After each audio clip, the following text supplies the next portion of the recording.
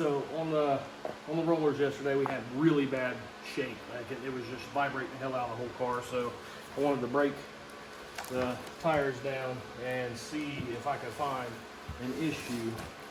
I don't have all the air out of it because I want it to pop out and see exactly where it was, but I noticed this. If you look down in here, how that white line bubbles out real bad. So I took the rear bead off, and in that same spot, the tube's all balled up right there. So I'm guessing both of them are like that because they was both like just rolling. You could see it real bad. I don't know what caused it. It's got baby powder in there. I can see the baby powder. I don't know if maybe the tube's just too big for the tire. I'm gonna get it broke down and see. This is the stuff that came. It was run on the car, and I don't think they had any issues. So it may just be something from where it was set for so long. Maybe the baby powder got hard or something. I don't know. But we definitely have the issue right there. So I'm gonna get it the rest of the way broke down and inspect it, check stuff out. Trying to get some tires ordered. We put new tires on it. If there's any issues with the tubes, gonna have to put new tubes in them too. So it's kind of where I'm at. I just got started. Got the wheels off of it. Got quite a bit of stuff to try to get done before the weekend. So kind of working fast. Did the car go on the dyno yesterday? It did go on the dyno. The dyno did break, so we didn't get any numbers. But it was a stationary place for me to figure a ton of stuff out. Not that I really know what I'm doing, but we did happen to make the nitrous work right and all that stuff. We got all that figured out, which was hell. I think I've got a day and a half in trying to figure that out. Figured out some issues with the micro switch or the wide open throttle switch. Still have the issue, and I don't know how to fix it at this point, so I'm working on that as well. So no testing today? No testing today. And I'm probably not going to be on a track.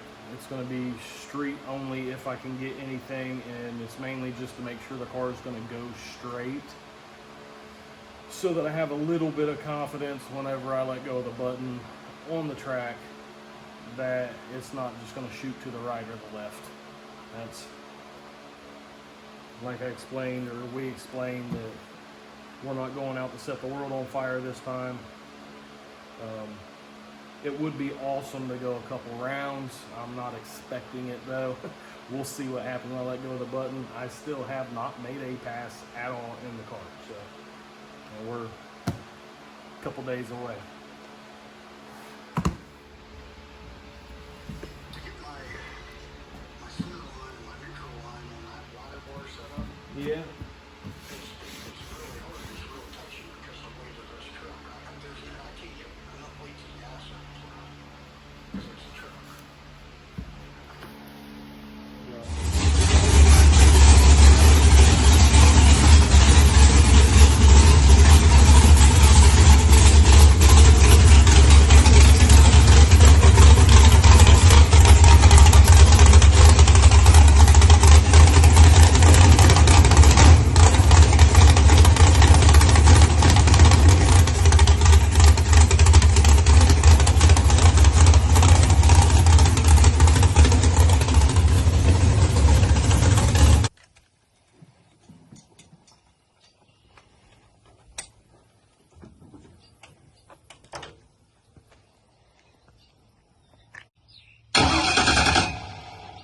We put the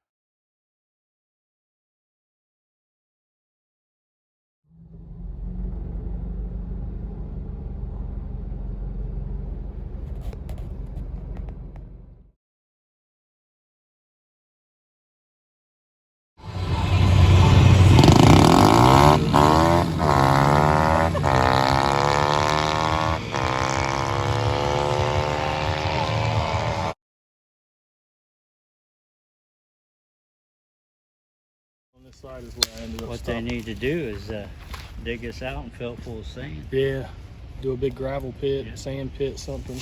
Yeah, because I think right there on the other side of those, like, There's tall supposed to be a things, big ass pond or there something is a back pond here. right there.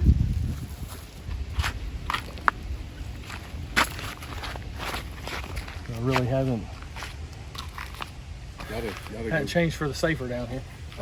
get a little piece of your car and just nail it to the. There's plenty of pieces of my car already back here, buddy. there's still a whole bunch of it back there. Yeah, you didn't bring back a whole lot. But that's off Brown County property. That's another piece of property. Where was you at? Where did you land? Just past it?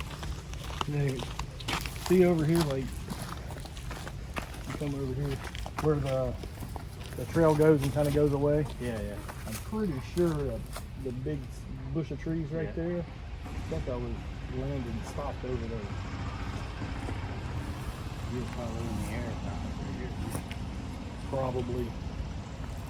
Took that fence out. There was 2 6x6 posts. Took that out. That's what we determined. You With could the see roof, it. yeah. You could see the Yeah, edge you of can it. pretty much see the 6x6 imprint. So the roof is what took out the pole? He was upside down here. I was flipping, Well, I flopping, knew and you, spinning. but I didn't know you were still in the air upside down when you Yeah. went through the fence. Oh yeah.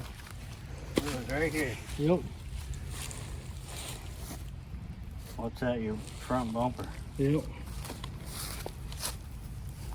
Nail that. Okay. The damn tire. Yeah. Stick it on the tire. Well, there's some red paint on that tire. Somebody puked right there. Boy, that looked like a hell of a long. Yeah, hey, there's red paint right here scuffed onto the tire. Yep. Yep. Like standing the puke. Well, there's the tire right here. Each one of them. Thanks a lot.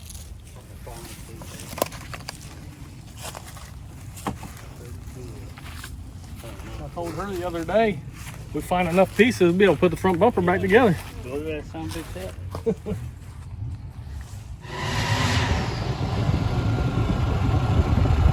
How wide's the sticker? 37 basic. So it's 12. So if it's 30 and a half, that's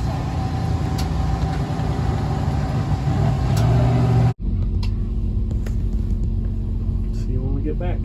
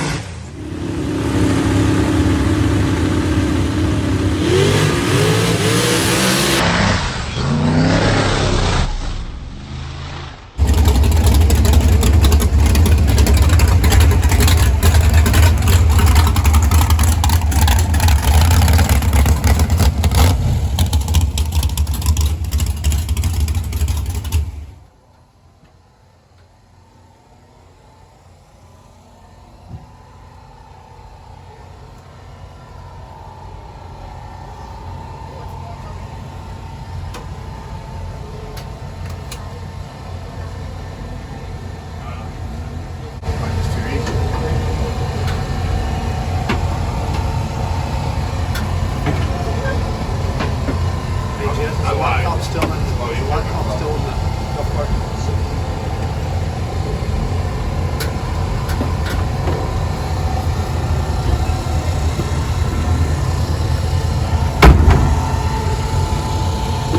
What? Can't see you very well. It's really dark. Second passing car. Yeah, well, actually, first one. First one at the track. It didn't go as straight as I wanted. We did kiss the wall, but we were saved by the beadlock bolts. So it didn't do anything to the car. Just kind of rubbed the beadlock bolts a little bit. That. You can see it just barely brushed them. Kind of rubbed the tire a touch, but nothing. Didn't touch anything else, so we got lucky on that one. It didn't hit it too hard. We have to make some adjustments, see if we can get it to go a little straighter. And we'll make another hit tomorrow. I mean, we got some. We want to see if we got any data or anything, see if we can tell what it's doing. And it's not much because I was on and off the throttle a couple times and then just kind of aborted it. There was no sense in getting stupid. So that's kind of where we're at, and see what tomorrow does for us.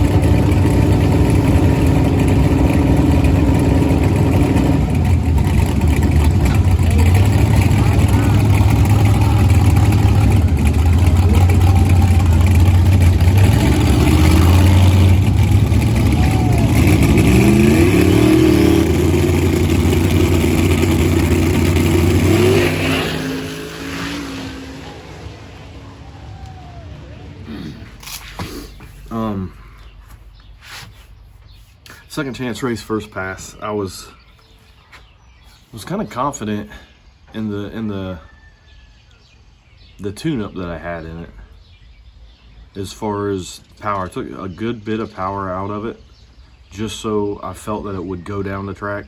From the first pass. The first pass was extremely aggressive. We had nothing to go off of. It was just a guess on suspension, the engine tune-up, the nitrous tune-up. I mean, it's all just a guess. So the track took it. The car didn't agree. There was, yeah. It went a little left, got a little hairy, brushed the wall or guardrail. So I pulled some power out of it, and it's like I have to change the way I think and the way I do things with the Fuel Tech, because it operates different than what I'm used to. So I really don't know how big of changes is coming. So I feel like I overshot it. I would rather have made a slow pass but made a complete pass rather than had to abort. And so I'm feeling pretty confident. You know, Trashy's no joke. That's who I drew. The car's fast. It's capable of winning. And I just kept that out of my mind. Like, I went up there feeling like he's going to beat me anyway, because I'm there for a reason, and it's not to push the issue and try to tear the car up. So that wasn't even in my head. I do the burnout, everything's perfect. Back up, everything's perfect. Bill was adamant on making sure I was perfectly straight on this pass. That way, if there is anything that the car is doing, we can catch it. A lot of attention paid to everything that was going on. I went to purge it through the engine, and it tried to kill it. So I did it again. I tried to kill it again. And now I'm thinking instantly back to last year when my nitrous solenoids wouldn't open. And I had all the voltage issues. If any of you guys have been watching for a while, you'll remember some of that I went through. So I started purging the nitrous down, purging the nitrous down, purging the nitrous down. I got it down low enough to where it would bang through the engine. And then it didn't. And then it would bang, and then it didn't. So I purged it a little more, and I purged it down to where I thought certainly it would open. It's going to be low bottle pressure, but at least it's going to open. And what we're thinking is, whenever I went up on the trans brake and everything's active, it's pulling more out of the batteries, and I let go of the button. It didn't go nowhere. It flooded the engine out. So the weekend, I guess the second chance race, that's what happened. I rolled out a little bit, and I did get it to come on some down on the big end, but that you can't make mistakes like that racing somebody like those guys. So went back to the trailer, and I'm upset, but I know what happened. I know what I got to do to fix it, and I'm going to make those steps. I feel like the weekend was a success. It was great. Everybody was so supportive. Fuel Tech is by far probably one of the best choices I've made. Not that I still don't understand it 100%, and I probably won't for a while, but the customer service and the fact that they want their customers to understand it, and the effort that they put into trying to get us to know how to maneuver and work their system is unmatchable. I don't know that it can be matched. I'm grateful that I went that way. It is a huge learning curve, but I'm thankful. I'm glad that I went that way with it, and I'm glad that I talked to the people that kind of set me that way. I don't believe some of the other systems would have ever given me this attention and support to try to make sure that I know as much as I can about it. Because Fuel Tech was basically with you all day. Yes. Garrett with Fuel Tech come from Georgia. There were other cars there. There was enough Fuel Tech cars. There was enough cars there running Fuel Tech that could justify him making the trip. But he spent an abundance of time with me and my car to try to make sure that everything was going to do what it needed to do on the Fuel Tech side of it. And it did. It ran the ramp. It did what it was supposed to do. The nitrous system, Nitrous Express, nothing on them. It's solely my fault. No passes on the car. I went through this before, and it was a voltage issue. With us rewiring everything, I didn't, and I still don't know 100% how to fix it with this system. But what I did was I just added a relay in it last year, and it fixed the whole problem. I have all kinds of relays in this car, so I don't know. I'm gonna have to talk with Joey and see which one is going where, if we can even add one.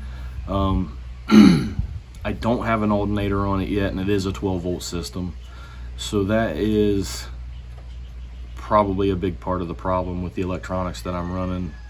It's pulling a lot out of the batteries, so I'm really leaning towards going 16 volt, and it's probably going to happen really fast.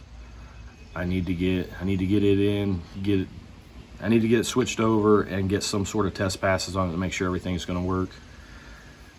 I'm very nervous about going to the races that are lined up with a car that I haven't successfully made a pass in, because it's dangerous for everybody. It's dangerous for the fans, it's dangerous for the other racers, and it's dangerous for me. And I don't want to put myself in that situation where anybody else. So if I miss a race here and there because of this, it's just going to happen. Not that I want to, but I don't want to put anybody in danger. So I know that was a little more than just a second chance race, but it's just what's going through my mind right now. So, what are your plans this week? If everything goes as it should, what is your plans? Everything goes as it should. Hopefully I can get it switched over to 16 volt. I don't know anything about 16 volts, so I've got to figure out what battery, what charger to get, and that's affordable and cost effective, but I want good stuff. I don't want something that's going to fail me mid-season. Get it all on, make sure everything works, and get at least a few passes to get the car to go straight. Magnolia is the plans for this coming weekend.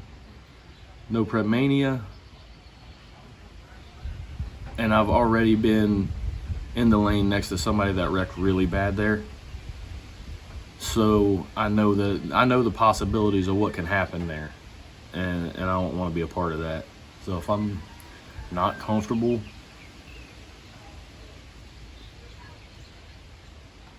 we'll probably still go as long as the car is ready. I just don't know how hard I'll push it yet.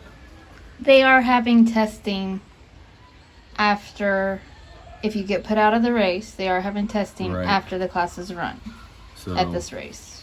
it's still a good thing for me to go. As long as the car is ready, we're going. I just don't know how hard I'll push it.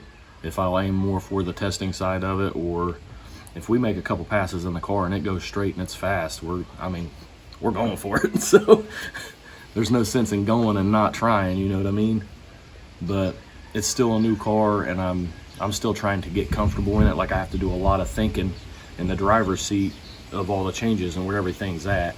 So it is taking me longer, but I've got to really check, double check, and triple check to make sure everything's right before I pull up to stage. It was great being out there. Like I said, had a lot of different thoughts and emotions on the first pass. A lot of it was because, it's the same lane that I wrecked in and everything. It was just, I had a lot of the same visions. It was just a different car. And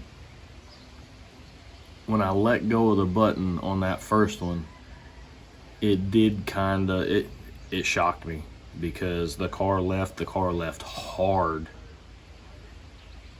And then it started going left. So I'm still getting used to this throttle setup also, and the way the Fuel Tech's working, and it was extremely aggressive.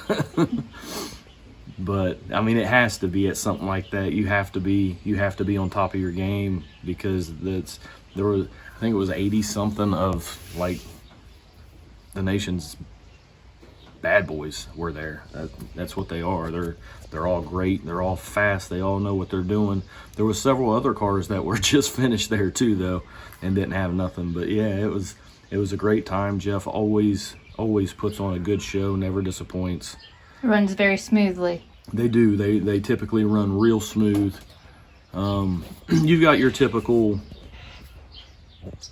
butt heads. There was an incident or a couple because of that, but it was taken care of. Everything, it's just a great environment there. It's awesome. If you're into that, and even if you're not into that, I feel like everybody should experience War in the Woods at least once in their life. If you don't like it, don't come back, but it's growing because people like it.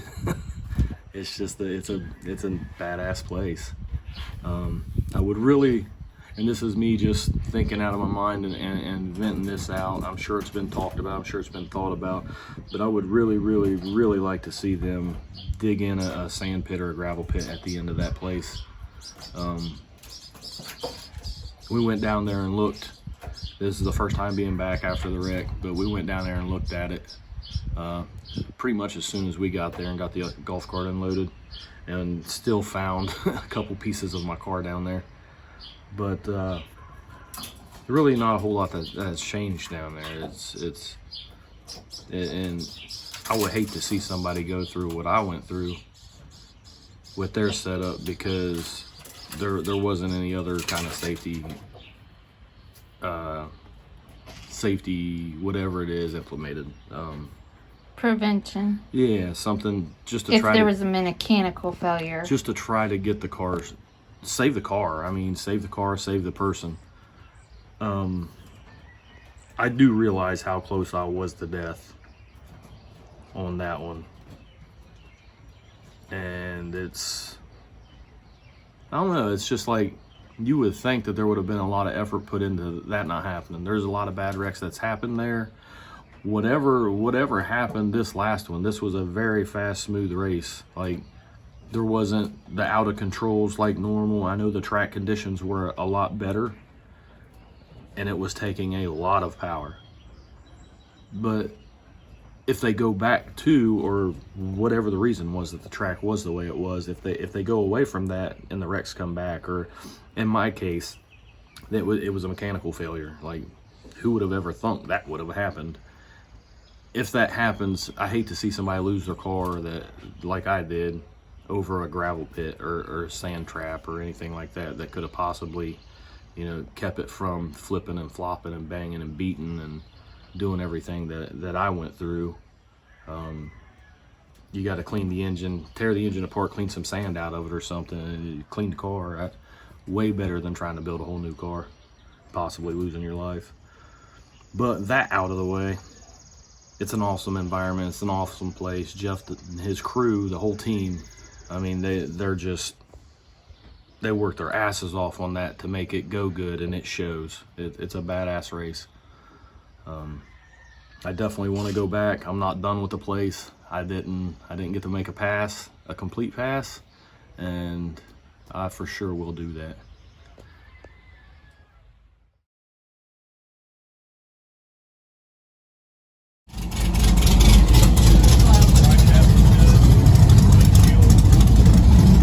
That door is because of what we have. And the door's not.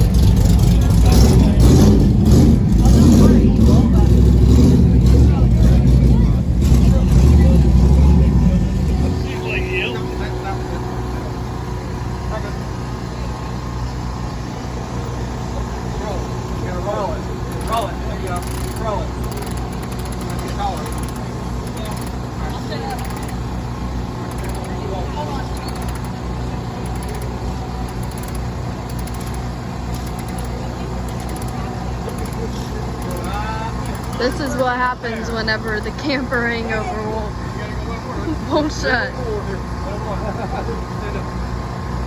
Oh my God.